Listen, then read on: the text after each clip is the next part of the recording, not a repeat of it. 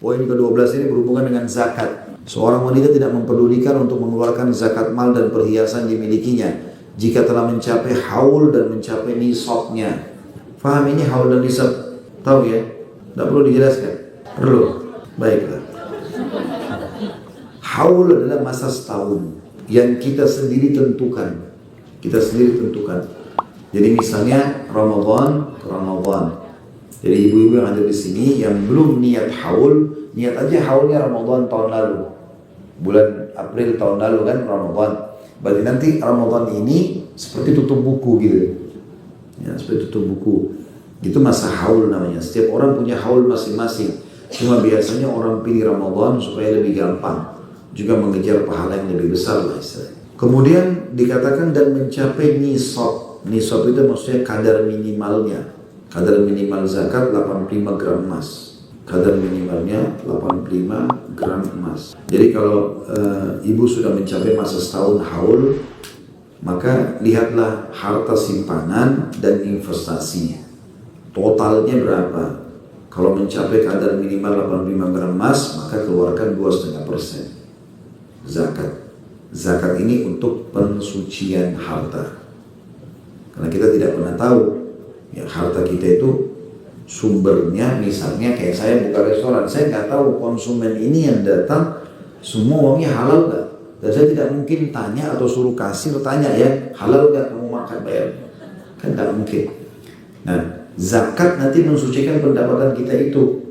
1 tahun nanti keluarkan 2,5%, itu sangat kecil sebenarnya untuk membersihkan pendapatan kita yang tidak jelas. Tapi ini tentu pendapatan yang tidak jelas. Kalau sudah jelas haram, nggak ada zakatnya. Yang dasarnya harus dikeluarkan, kembalikan kepada pemiliknya gitu ya.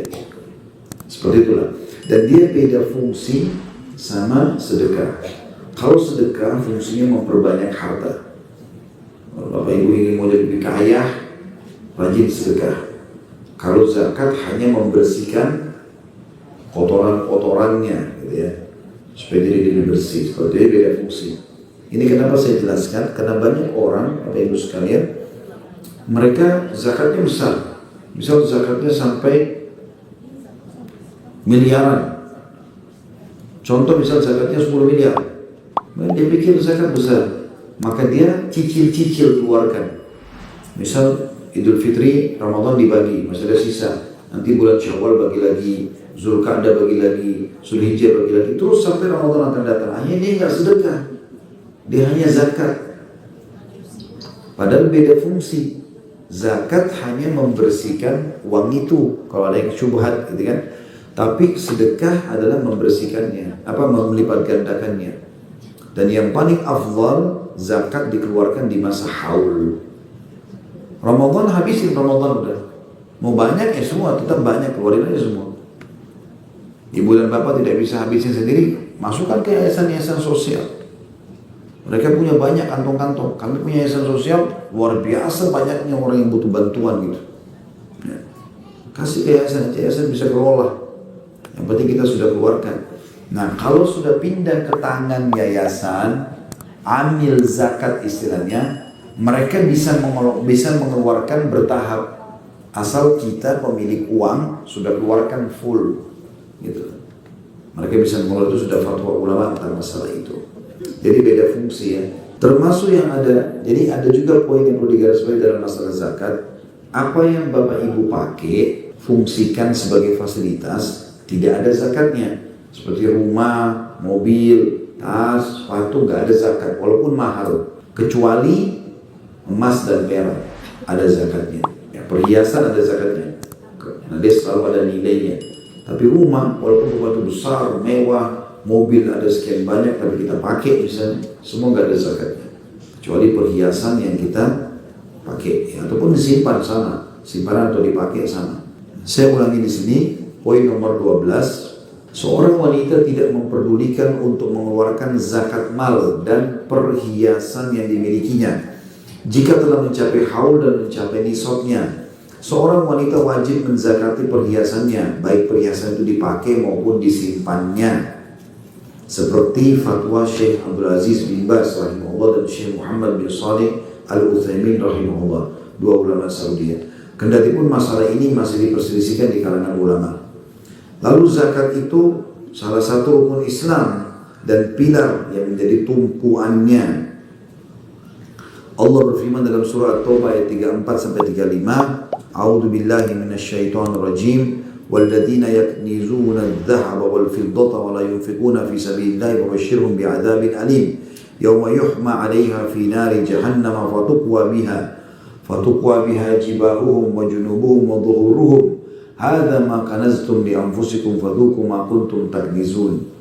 Dan orang-orang yang menyimpan emas dan perak dan tidak menafkahkannya pada jalan Allah, maka beritakanlah atau beritahukanlah kepada mereka bahwa mereka akan mendapatkan siksa yang pedih pada hari dipanaskan emas perak itu di dalam neraka jahanam, lalu dibakarkan dahi mereka, lambung dan punggung mereka, lalu dikatakan kepada mereka, inilah harta bendamu yang kamu simpan untuk dirimu sendiri, maka rasakanlah sekarang akibat dari apa yang kamu simpan itu. Ya, jadi kita tidak boleh menyimpan semua ini karena tanpa mengeluarkan zakatnya, karena ini akan ada hukuman tersendiri. Di dalam riwayat lain dikatakan nanti harta orang yang ditimbun dan dia tidak keluarkan zakatnya itu akan berubah jadi ular yang besar pada hari kiamat nanti.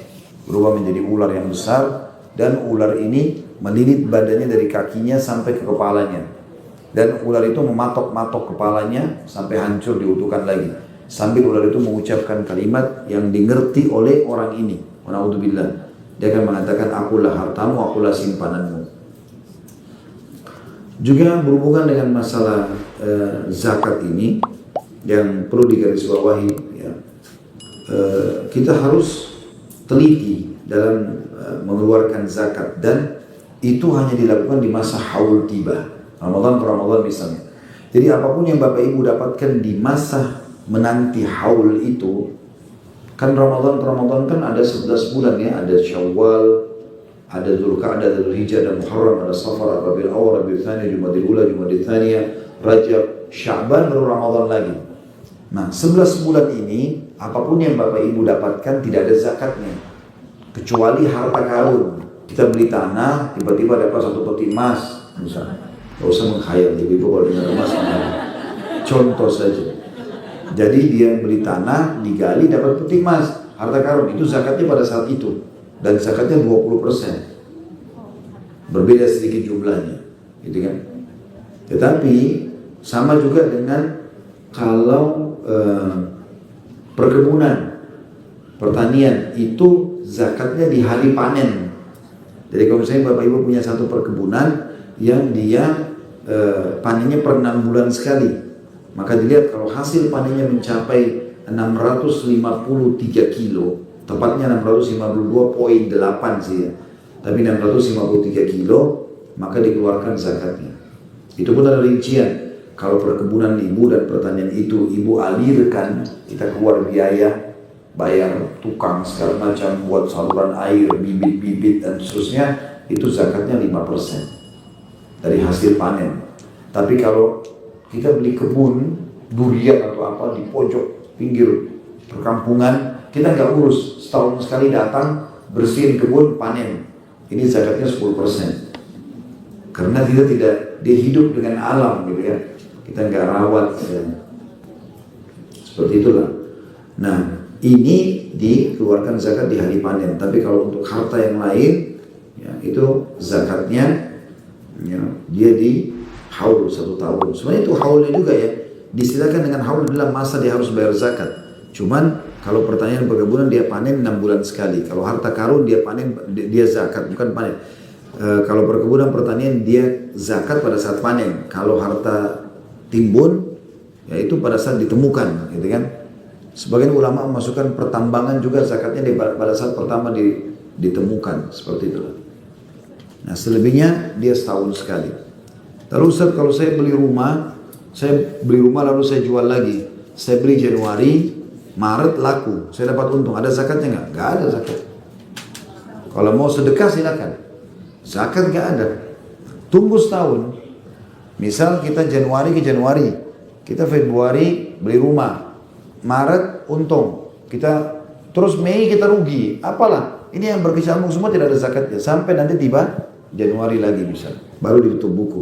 Jadi kalau ada orang kaya raya, dia berjalan nih, terus saja, misal dalam Januari ke Januari haulnya, pas tiba dia sudah niat mau zakat, tapi di Desember kontainernya tenggelam, pabriknya kebakaran, apalah, ya, dia jatuh sakit, harus bayar rumah sakit sekian banyak, habis semua hartanya, nggak ada zakatnya.